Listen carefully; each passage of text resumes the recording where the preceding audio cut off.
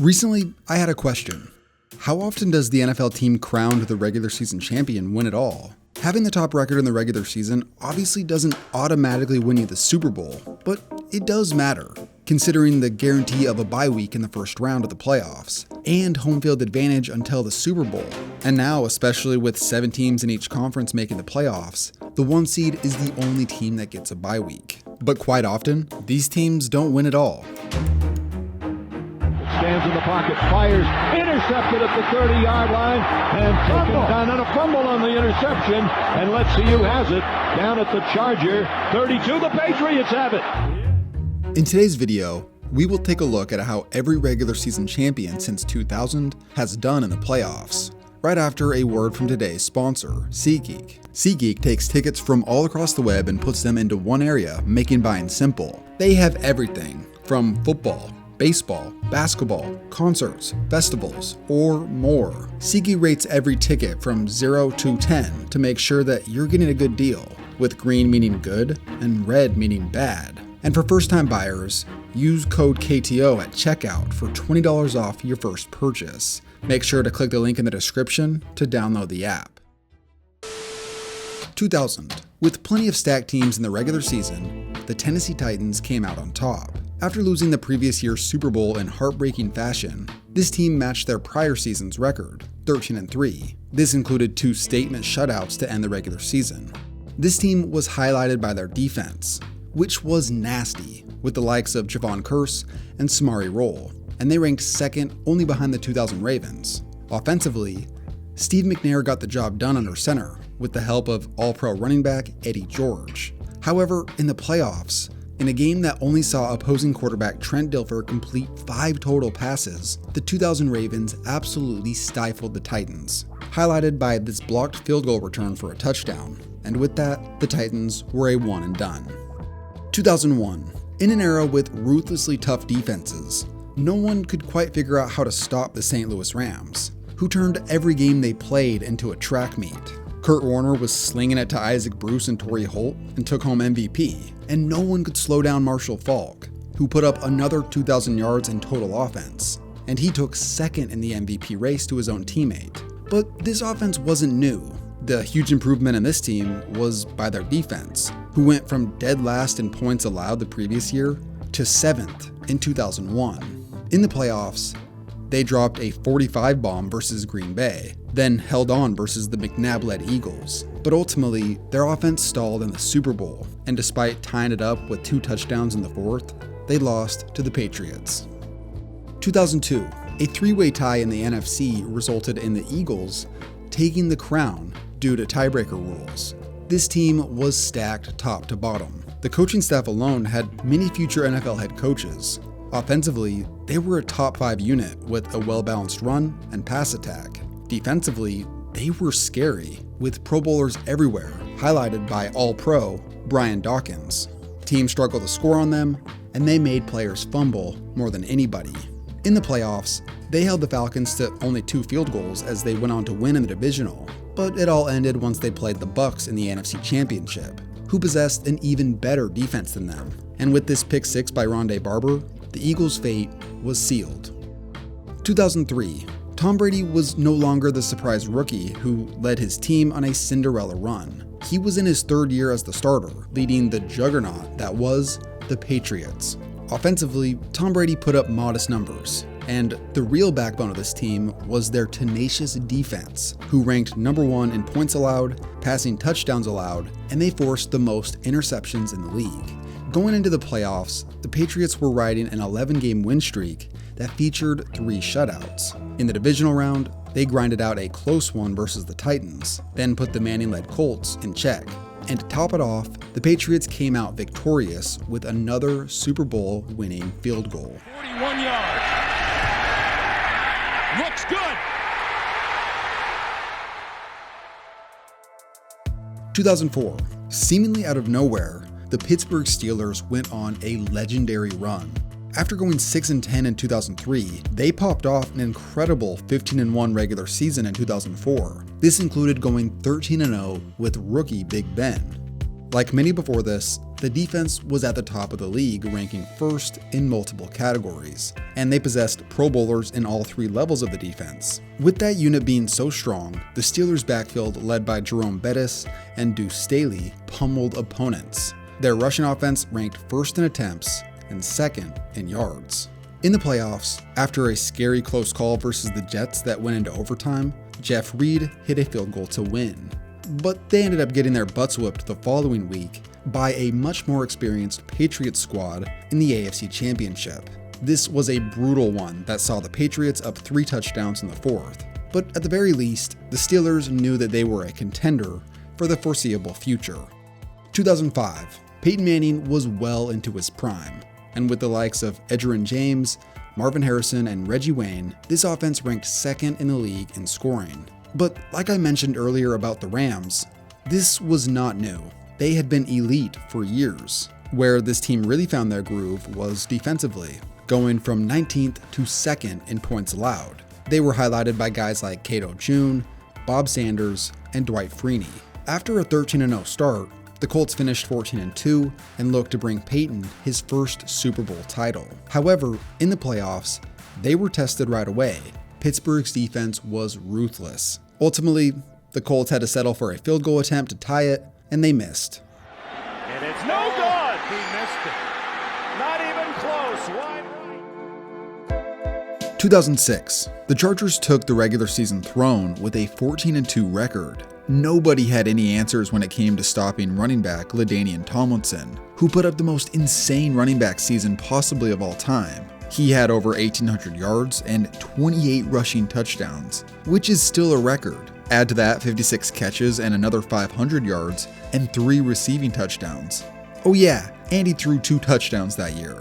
Overall, with LT leading the way and a young Phillip Rivers under center, the Chargers possessed the top offense in the NFL. And defensively, they ranked 7th in points allowed with guys like Quentin Jammer and Sean Merriman. But right away, they were taken out by who else? The Patriots in the divisional round. This was highlighted by that brutal interception then fumble sequence that kept the Patriots alive with 6 minutes to go. It was a true heartbreaker. 2007. Among all those dominant Patriots teams in the 2000s, this was their God squad. They went 16-0, and they won those games by an average of 20 points. Brady put together a 50-touchdown campaign, with the comeback season of a lifetime for Randy Moss, who caught 23 of those touchdowns. And their defense was amazing, possessing Pro Bowlers in all 3 levels of the defense, and ranking 4th in points allowed. But of course, we all know what happened in the playoffs. They managed to reach the Super Bowl, only for the Giants to upset them in dramatic fashion.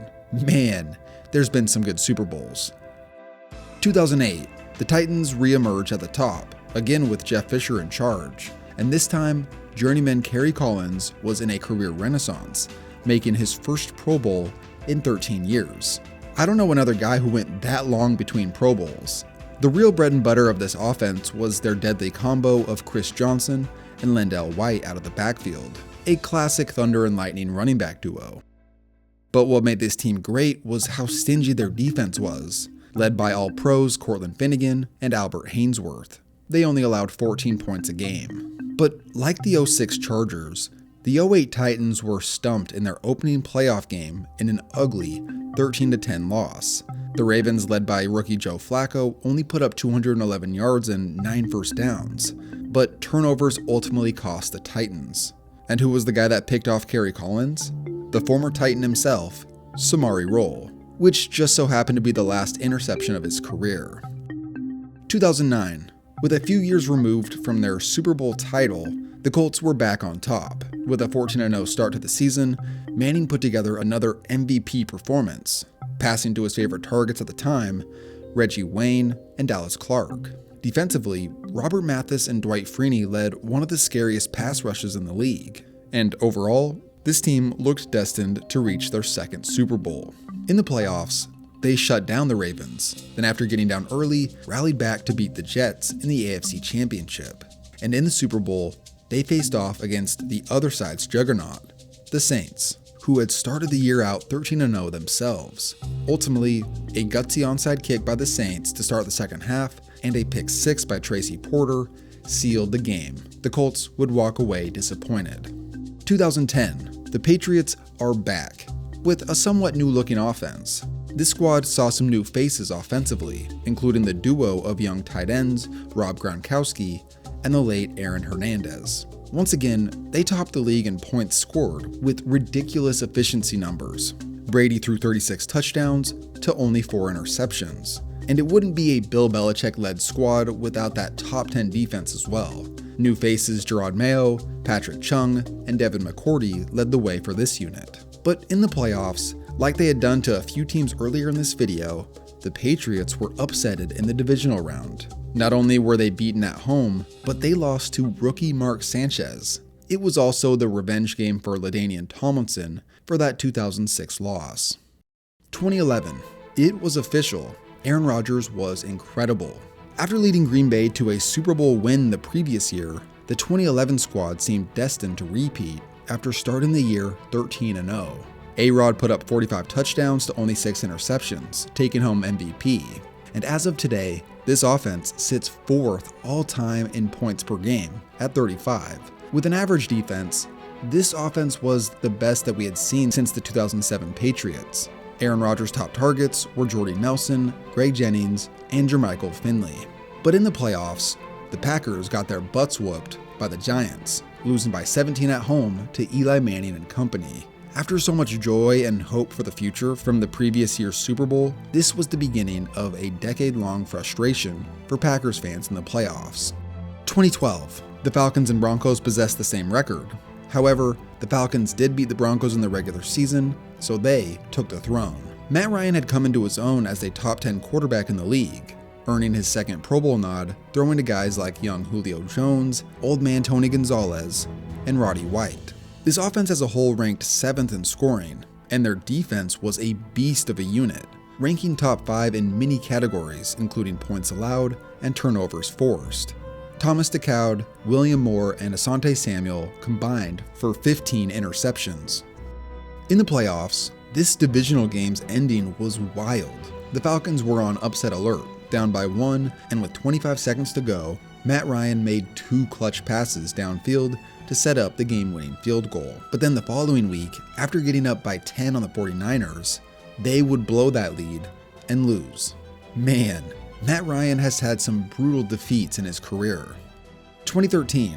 Because of being in separate conferences and no head-to-head matchup in the regular season, the Broncos and Seahawks shared the regular season crown together, which was actually perfect, because the Broncos possessed the greatest offense possibly in NFL history, and the Seahawks had one of the best defenses of all time. Manning's video game-like numbers saw 4 different pass catchers with 10 or more receiving touchdowns. That is absurd. I don't see that happening again for a long time. The Seahawks' Legion of Boom was as intimidating to play against as any modern defense. They made you pay for every mistake. They forced more turnovers than anybody, and allowed less yards than all the other teams. Poetically, these two teams won out and played in the Super Bowl. And if there's ever been a game that felt like it was over after the first play, it was this one. It's snapped over the head of Peyton Manning. A flag is down and the ball's out of the back of the end zone. Such a bizarre way to start a game, and the Seahawks went on to blow out the Broncos 43-8. 2014. With 5 teams finishing 12-4, tiebreakers came down to the Patriots and the Seahawks. The Seahawks defensively were still out of this world, ranking 1st in many categories, and their offense, led by Russell Wilson and Marshawn Lynch, possessed the best rush attack in the NFL. The Patriots were built like every great Belichick squad, efficient offense that didn't turn over the ball, led by Tom Brady and his random cast of weapons outside of Gronk and Edelman. Their defense was again a top 10 unit, and at this point, their biggest advantage was their playoff experience and second half adjustments. Like the previous year, both of these squads met in the Super Bowl, but unlike that blowout, this was actually a good game. The Seahawks looked destined to win, up by 10 in the 4th, but the Patriots came storming back, and ultimately, we all know how this one ended. 2015. After years of up and down play, Cam Newton broke out as a superstar in Carolina. We had seen amazing quarterback seasons, but nothing quite like this. With a 13-0 start, Cam was mostly unbeatable. Through the air, he had 35 touchdowns to 10 interceptions, and then he tacked on another 10 touchdowns on the ground. Overall, this offense led the league in points, and Cam won MVP. To add to that, their defense was stout. With the likes of Luke Kuechly and Josh Norman, they forced more turnovers than anybody. In the playoffs, the Panthers bested the Seahawks, preventing them from reaching their third Super Bowl in a row. And then they went on to dominate the Cardinals in the NFC Championship, only to face off versus the Broncos, who got the best of them in the Super Bowl. 2016, shockingly, a team that we hadn't seen to this point took the regular season crown. Just kidding, the Patriots did it again. Among all their solid defenses throughout the decade, this was the best that they had had in quite some time, ranking first in points allowed. Brady as always was solid, and this was the surprising year that LeGarrette Blount broke out with a massive 18-touchdown season on the ground. In the playoffs, they walked right over the Texans and Steelers, making yet another Super Bowl. Then in that game, it seemed all but over after seeing Brady throw that pick six and the Patriots seeing themselves down 28-3. But the football gods shined down on this game, either for the love of Tom Brady or their disgust for Matt Ryan, and the Patriots stormed all the way back to win in improbable fashion. I got a question for all you watching. Which is worse, blowing a 28-3 lead in the Super Bowl or the Russell Wilson goal line interception? Let me know in the comments. 2017, the Eagles and Patriots shared the honor as the league's top teams in the regular season. Like usual, the Patriots outside of Gronk and Brady was mostly a new cast of characters, and both units ranked out in the top 5. For the Eagles, coming off a 7-9 season the year before, Wentz had gone berserk. Their offense ranked first in touchdown passes and third overall, and their defense was led by guys like Malcolm Jenkins and Fletcher Cox. They were a top 5 unit and had the best rush defense in the NFL.